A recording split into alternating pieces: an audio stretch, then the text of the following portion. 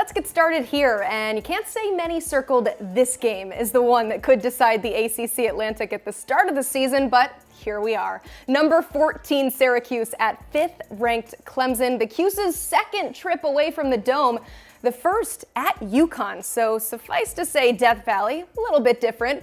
The Tigers currently boast a 37-game home win streak, but this is the first time they'll host back-to-back ranked opponents during that impressive stretch.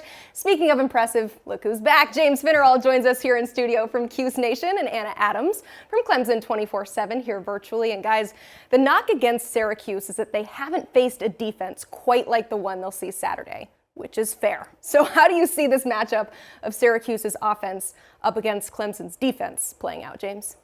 Yeah, honestly, Emily, Syracuse really needs to establish the run. That is going to be the key in this game, and it all starts up front. The offensive line, big physical unit for Syracuse, but they have not seen a group of pass rushers like these Clemson Tigers, and that's going to be a key matchup to look out for. Clemson is going to come in with a game plan to stop Sean Tucker in the run game, just as every team seemingly does. And Syracuse just can't let that happen this week. They need to get it going on the ground because it's going to open up so much else in the offense, specifically the passing game. Garrett Schrader has a great rapport going with Rondé Gadsden, who has been a matchup nightmare for pretty much every team that he faces. So establishing the run to start out for Syracuse is huge because it's going to open up the offense, and that's going to be the only way that they're going to be able to keep up with this Clemson Tiger team. Yeah, I really think right now it's a three-headed monster for Syracuse right now, starting with quarterback Garrett Schrader and then running back Sean Tucker, who's one of the best in the country, and then wide receiver 6'5" Gadsden, who has really come on these past couple of contests. I think he had about 140 yards against NC State, caught 2 touchdowns. So for Clemson, yeah, I agree. It's all about stopping the run. Easier said than done, especially against Syracuse right now when you have Schrader's legs, who's arguably one of the best scramblers in the country right now. He's fast, powerful. He'll run by you.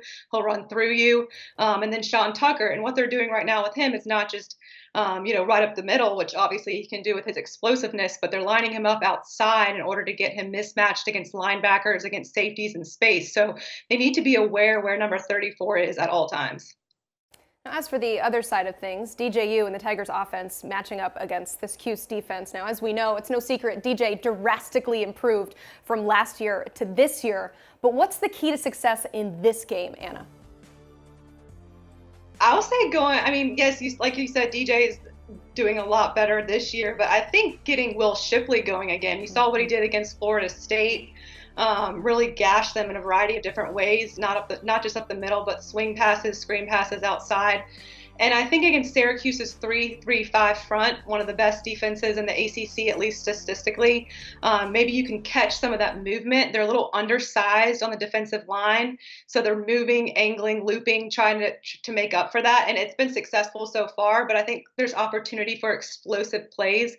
If Will Shipley and Phil Maffa can be patient in the backfield, find their blocks, I think there'll be space for explosive plays in the run game. And then also, I would say taking care of the ball. Dabo Swinney talked about this yesterday in his press conference, that Syracuse mixes and disguises coverage on the back end, baiting you into bad decisions. And Uyunglele has been fantastic at taking care of the ball this season, and that'll have to continue on Saturday. As for the Syracuse defense, this is a unit playing at a very high level this season. They call themselves the Mob, and it's well-deserved because they've been all over opposing offenses this season. They rank first in the ACC in scoring defense, first in yards per game, first in opponents' pass yards per game, and just trailing the Clemson Tigers in opponent rush yards per game. So needless to say, Syracuse having an excellent season on the defensive side of the ball. However, just like on the offensive side, this is going to be the biggest test for this defense. They haven't seen a quarterback like DJ Uyunglele. The way he's able to threaten with both his arms and his legs is going to be a unique challenge for this defense. And the big key is getting pressure on him. These linebackers, the defensive line, they need to show up. They need to get into the Clemson backfield, cause some havoc, stop the run early, and then pressure DJ to make some quick decisions against a very solid Syracuse defensive back unit. So that is going to be the key for this defense. And I'm really excited because this is the biggest test that they have faced so far this season, and it's going to be a lot of fun to watch. The Mob. That's pretty scary. All right, I mentioned it earlier. The Orange have not faced the kind of environment they're about to walk into. And all of a sudden, this game means a whole lot for both of these teams. You got a historic start for Syracuse, college football playoff implications for the Tigers. So James, what is the mentality headed into this one? Yeah, I mean, Syracuse has already overachieved based on preseason expectations, surpassed the preseason win total. They're undefeated in conference play, even though they were picked to finish last in the division. However, this team is not resting on its laurels whatsoever. They want to go in there, compete, and get the victory in Death Valley. But they know it's going to be a tall task. Dino Babers in his press conference referenced the 37-game home win streak that Clemson has. And although Clemson has blown Syracuse out in many matchups, the last three of the last 5 matchups, Syracuse has actually played this team pretty tough. So they think they have a good chance. And they did get a win in 2017 at home when they were unranked against the number 2 Clemson Tigers. So this is a much more plausible upset in the making, even though they have to go on the road. So Syracuse is not happy with what they've achieved so far. They're taking it one game at a time, and they think they're the class of the ACC. So they're looking to go toe-to-toe with this elite Clemson squad. Yeah, I think this is an interesting timing in terms of the matchup for Clemson, considering that last week against Florida State was their worst rush defense performance of the season.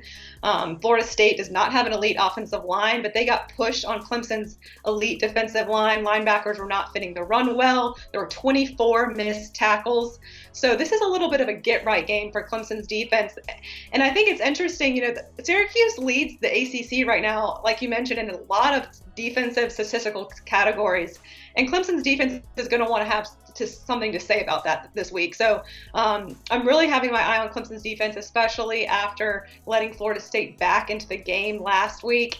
They were up by 2 touchdowns, and then it came down really to if Florida State covered an onside kick at the end, they would have had a shot to send this game into overtime, and Dabo Swinney was not pleased with how Clemson was sort of playing to the scoreboard. So I think you'll see Clemson really clamp down on defense, but it's not going to be an easy task, like I said, against Sean Tucker and Garrett Schrader.